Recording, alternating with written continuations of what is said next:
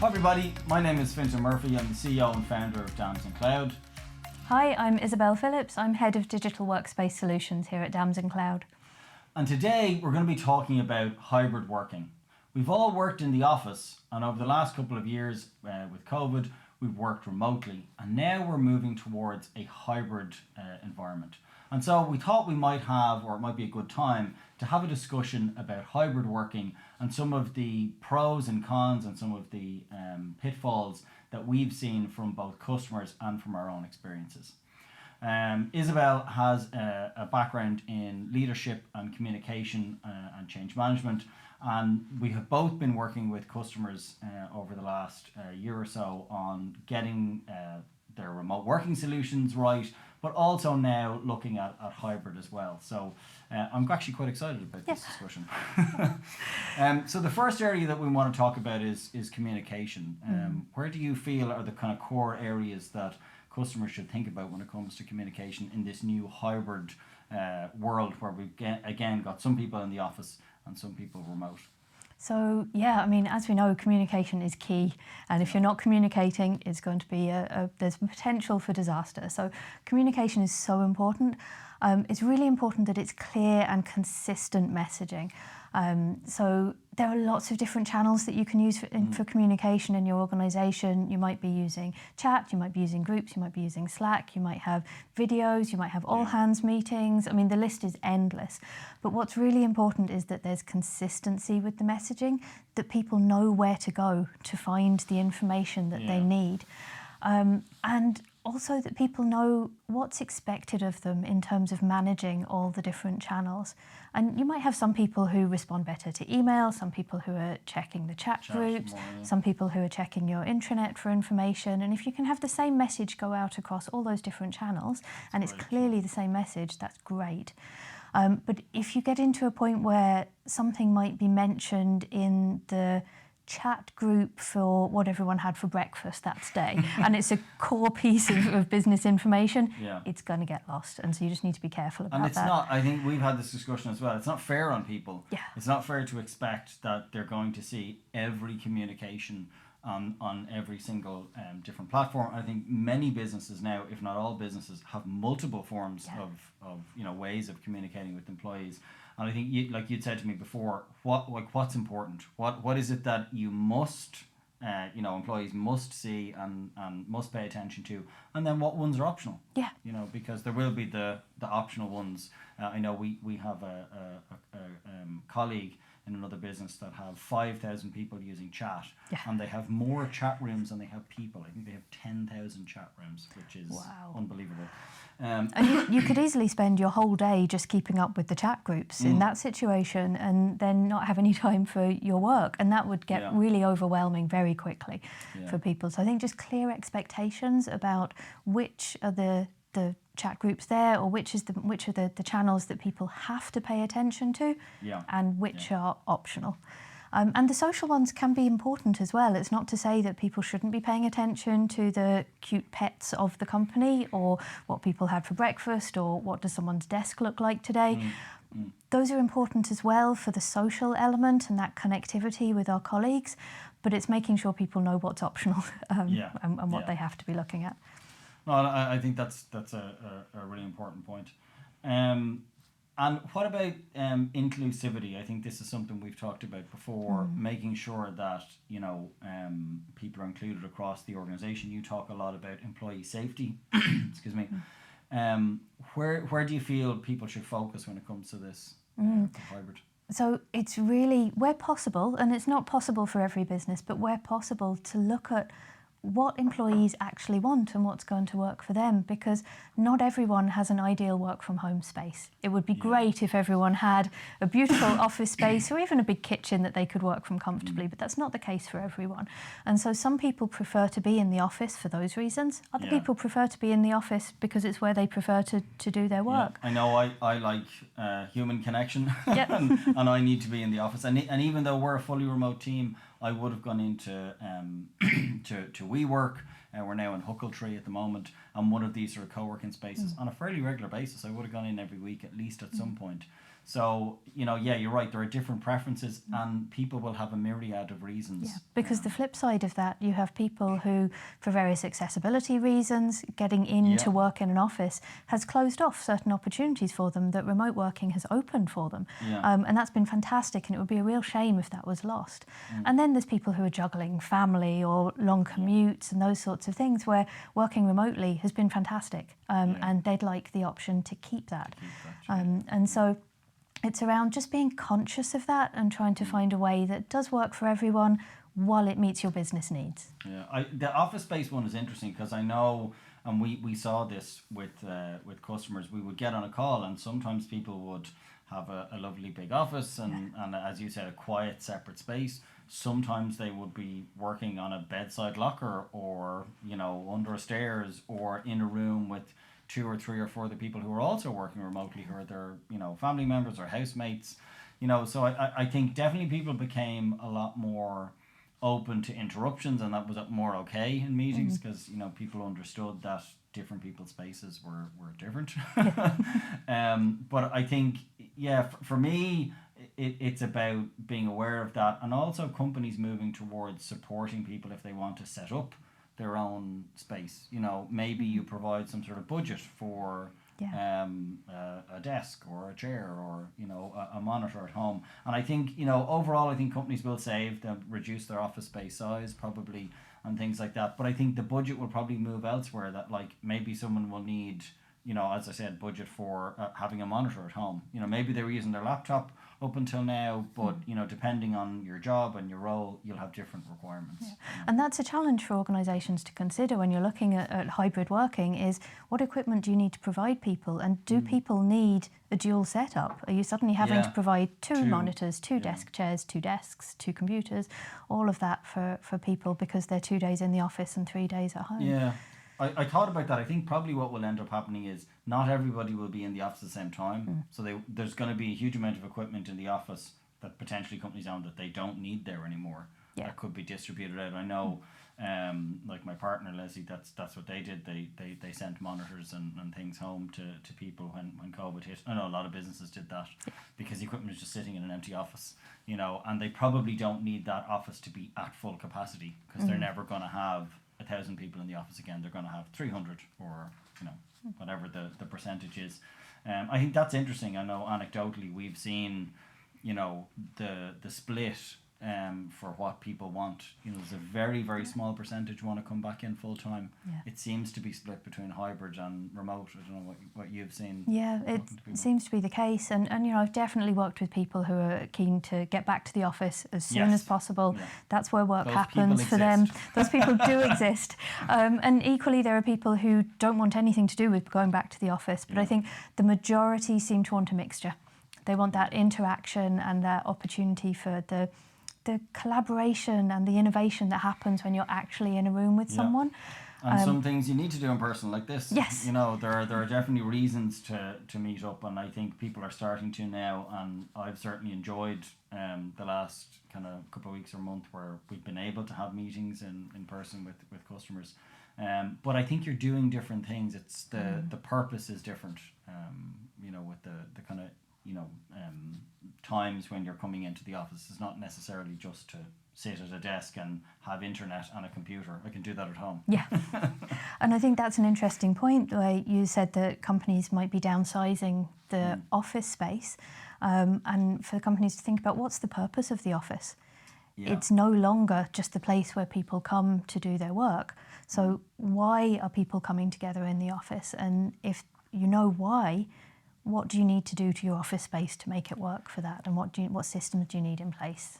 Yeah, and we've had a lot of customers say that they're thinking of changing their space, and again, I know you've said this before, is it a collaborative, like are we coming into the office to collaborate now? Are we coming, do we need more meeting rooms? Do we need more video conferencing spaces? Do we need more sort of breakout rooms and things like that? Are people coming in, as we said, just to do the normal work? Probably not. Is it maybe an event space? And as you said, how do you sort of have that and other people doing other things. You know, you've got to really think about the space and the systems, you know, the kind of logistics side of things as well. Yeah, I mean, if you're using a hot desk system, for example, and your goal is for a team to all be able to be in the office on the same day so that they can work together and have those informal conversations and ideas can spring up. But through your booking system, it means that your team is spread out across several different floors and several different spaces. Then they're going to have to be communicating using online systems anyway. So what's the point of bringing them into the office? So you need to have booking systems in place that allow for that by using meeting rooms or allowing teams to book space together again, those sorts of... And anecdotally, again, we've heard these sort of challenges happen already. Do you know what I mean? And I think it's a different challenge to everybody working remotely, you know, and it's people trying to figure out what, and maybe even companies, in some cases companies are inventing new systems. I know that the booking system Robin that a lot of our customers use for meeting rooms, they've now also pivoted towards hot desk booking, and it integrates with Google quite nicely. And so so you can see it's a challenge not just for ourselves and for customers trying to do it, but also for the companies providing the technology. You know, I mean, we've seen a huge amount of updates from Google over the last year, again trying to support hybrid working or remote working. I saw quite an interesting one there recently with Google Calendar, where you can now say if you're going to be in a meeting in person or virtually. Oh, nice. So when you respond and say, yes, I'm coming to this, but yes, are you physically coming to it or are you virtually coming to it? So I thought that was quite interesting, because again, you could have a mix. You could have some of the team who are remote, couldn't you? And you could have half your team that are joining on a call. Yeah, and then you need to make sure that you've got the video conferencing facilities that are set up so that you don't have 5 people in a team in one office together and one person at home not able to participate, because that's not... Or on a phone or on some laptop in the corner, not really participating properly because the system hasn't been set up or the logistical stuff hasn't been kind of thought about. You know? Like it's a really exciting time, I think, for work and how we work. It's really like, this has been obviously stressful, but it's been a really interesting. It's a huge disruptor, and looking at the whole way that we work and the way that we collaborate and the way that businesses run and how we all interact with each other. So it's really fascinating. Yeah, I think that's what a lot of people have reevaluated that, I've noticed over the last while, what's important. And what do you think is most important? Well, I just think that balance, do you know what I mean? I think a lot of people have realised that, you know, maybe they don't need to work the same amount of hours, or, you know, and I know we're going to talk about it later on, but that sort of results-based thing, that it isn't the 9 to 5, it isn't, you know, and it's weird, even like worked remotely for 10 years, but still sort of feeling like you need to be available that 9 to 5, rather than, well, I got my work done today, so, you know, maybe actually I could finish a bit early and go spend time with your kids, or whatever the case may be. And I think people are reevaluating that family time and what's important. I talked to someone yesterday who was commuting from Wicklow, and they would spend sometimes more than 3 hours travelling each day, 3 to 4 hours in the car. And she said, I'll never get that time back. You know, and when her company talked about going back to the office, she was just, I just can't. Like, I just won't. You know, I'm not going back to that, because there are other options out there for me. You know, and eventually the company agreed to allow her to work remotely. But it's just interesting. People are reevaluating stuff and saying, no, I'm not doing that. Do you know what I mean? It just doesn't make sense, you know, which is interesting. Yeah, and companies are going to have to be aware of that. You know, if you want to keep good staff members, you need to look at what they need and how you can make things work for them and for you. It's not about throwing organisational goals out of the window, but it is about finding the wins for everyone. Okay, so our next area is synchronous and asynchronous communication. I think this is quite interesting. It's an area I know we've spoken about and I've spoken about quite a bit with customers when we talk about moving to Google and, you know, how you can kind of work more synchronously. But I think with hybrid, it's kind of changing, and, you know, this idea of documenting of more asynchronous communication. Maybe you could talk a little bit about what that is and why it's useful. So, well, asynchronous communication and working just means that people don't have to be all working on the same thing at the same time. So collaboration with a delay. Yeah, absolutely. And it's great because it allows for that flexibility in people's schedules, but also in how people work. Some people are at their best for thinking about new ideas in the morning, and some people do better in the afternoon. or on their own. Do you know what I mean? Yeah. That like I don't necessarily, I just want to get this information down on a page. I think, that idea of being able to, could this meeting have been an email? That sort of, common joke. But like, could we have sped up a meeting or a decision by just documenting it first, so that everybody's on the same page when we actually have the meeting? And it's one of the things I love most about Google Workspace is that you can do that so easily. So you can have a Google Doc set up, everyone's working away, inputting their ideas. That can be at the same time, it can be later. You can tag people, you can mark things for people's attention, and it means that see who's edited who's edited when. So I can work on a document at say 11 o'clock at night. Not good practice from a general work perspective, but sometimes that means that I've been able to do other things during the day that aren't work, and maybe I have a great idea at 11 o'clock at night, and I can just pop into the document and add it in, and then the next morning you can log in and have a look and see, like, that's great, that works. So, I mean, the risk with that obviously is that people might feel the pressure to be working outside of their normal working hours. So that's where businesses do need to be careful around the expectation that people aren't expected to be working constantly when you're working asynchronously. It needs to be around people managing that time, having that autonomy, and management having that trust in their staff that they are doing the work that they need. Yeah, and I think I think that idea of expectation management and saying, yes, you it doesn't mean you have to be working all the time, but it means you can be working when suits you. And that's about work flexibility. Meeting you where you are. Do you know what I mean? Which is important. The asynchronous thing, I think, what I've found useful for me, I know this. Even for the ideas for these videos, we've all inputted at different times because we've all got meetings at different times. Even if it's between our 9 to 5, we're inputting it at different times. We're tagging each other, and then different people are jumping in and inputting into the document, and we are collaborating on it. We're just collaborating on it in necessarily real time. But then when you do get to that point of having the meeting, I feel like meetings are then more decisions are being made rather than it being about having a meeting to brainstorm the document and then having to have another meeting where people have had time to review the document that you've just created and make a decision. You're actually doing that beforehand, and then the meeting is like, right, we're making the decision now. What is it we're doing?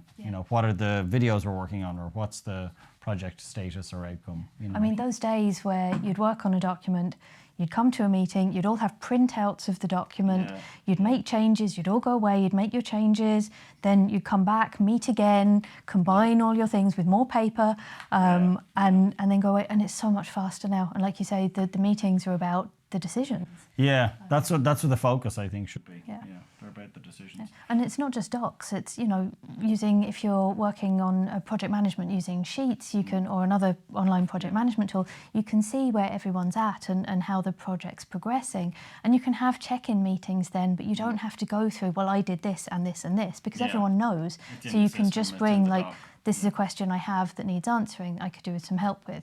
So you're bringing the pertinent questions rather than just rehashing everything that everyone knows because it's in the document. And then that kind of leads to our final, or one of our areas, which is sort of the rewards and how people are rewarded within an organisation. Maybe you could talk a little bit about your thoughts on it. Well, so hybrid working, it's about results and effectiveness rather than presenteeism. So it's not about being in the office half an hour before you start work and sitting at your desk when the boss comes in, and then working until 10 o'clock at night, or making sure that you don't leave until the boss has left. That's not what it's about anymore, because that's not... Those days are gone. Those days are gone. I mean, it's not effective, it's not good, it leads to burnout. But as well, people who are doing that aren't necessarily working for all that time. So, they could be doing anything. They could be doing anything. So instead, it's about results, and it's about getting the job done. And if you can get a job done in an hour and it's done really well, you don't need to sit at your computer for 2 hours. You can use that other hour to go for a walk, read an interesting article, attend a virtual conference. You can do all sorts of things with that time. So it's about rewarding results. But it's really important when we move to the hybrid workplace that everyone is conscious of rewarding results, and it's not about reward and recognition for the people you see in the office. So because not everyone's going to be in on the same day. I think for businesses transition to that. Yeah, and it's something that managers and leaders need to be really conscious of and thinking about, like, who's in their team, what are they doing that's great, what can be called out, what, when you have a new opportunity, to make sure that that's open to everyone equally, and it's not just the person that you saw in the break room because you happen to be in the office on the same day as them. So. Yeah, and I think being left out of that informal chats and sort of informal serendipity of, as you say, being in the office at the same time, that's going to be harder because not everybody's going to be in the office at the same time now, and with, you know, maybe only a third of people even consider hybrid. You know, a lot of people working remote, or maybe half in some businesses. But that doesn't mean, you know, even if you've got half the company working hybrid, all those people aren't going to be in the office at the same time. Yeah. You know, so, you know, I think you're right. You've got to move that online. Do you know what I mean? Move the rewards online, move the recognition online. I know some of the systems that we recommend to customers have recognition built into them, you know, where you can recognize employees in chat, and, you know, often companies do it in Slack. They might have a special channel even for it, you know, for recognition, or a recognition reward system, you know. There's some great systems out there for those concrete rewards that companies can look at. And I think that the social aspect of that, like you mentioned there, that not everyone's going to be in the office at the same time. And I think for some people who want to get back to the office because they like that social element, that's potentially going to be a challenge, because not everyone that they want to engage with is going to be there. Maybe they're matched up with people on their team that they don't gel so well with, but maybe it's just that the people that they would usually have lunch with aren't there. There's half the office isn't in. Yeah, I had actually had this conversation with someone recently, and they said that they're sort of breaking into pods, and the pod they're with doesn't have any of their sort of work friends. They're in the other group, and they, I don't know how it was decided, but obviously they didn't have much input on it.